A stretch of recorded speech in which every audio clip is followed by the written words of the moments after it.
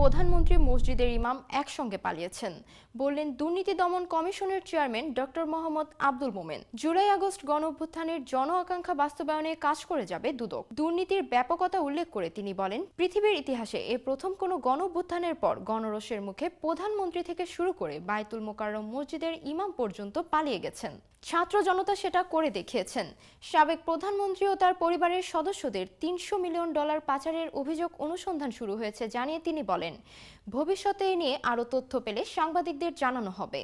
গত 11 ডিসেম্বর দুদকের চেয়ারম্যান হিসেবে দায়িত্ব নেওয়ার পর রবিবার বিকালে প্রথম গণমাধ্যম কর্মীর সঙ্গে মতবিনিময় করেন দুর্নীতি দমন কমিশনের চেয়ারম্যান ও কমিশনাররা। মতবিনিময় সভায় দুদক চেয়ারম্যান এসব কথা বলেন। দুদক চেয়ারম্যান বলেন, দুদকের গতি বেড়েই চলেছে, এটা আপনারাই লিখেছেন। রাষ্ট্রের রন্ধে রন্ধে দুর্নীতি, সেই দুর্নীতি প্রতিরোধে সচেতনতা বাড়াতে হবে। তিনি বলেন, আমরা কোনো লুকোচুরি করব না, সময় মতো সবকিছুই সাংবাদিকদের সামনে তুলে ধরা হবে। দুদক চেয়ারম্যান বলেন, রাষ্ট্র ক্ষমতায় যারা থাকেন তাদের ধরা হয় না বলে অভিযোগ রয়েছে।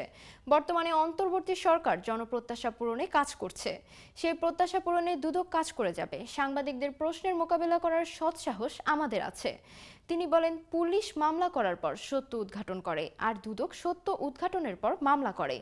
সে কারণে দুদকের মামলাগুলো যাতে জনপ্রত্যাশার পক্ষে যায়, সেটাই সবাই আশা করি। সবশেষে দুদক চেয়ারম্যান নিজের সম্পদের তথ্য তুলে ধরেন গণমাধ্যম কর্মীদের সামনে। কমিশনের অপর দুই সদস্য সাবেক George Mia Mohammad Ali Akbar Azizi, brigadier general হাফিজ আহসান ফরিদ, দুদক সচিব খোরশেদা ইয়াসমিন সহ দুদকের বিভিন্ন পর্যায়ের কর্মকর্তারা এ সময় উপস্থিত ছিলেন।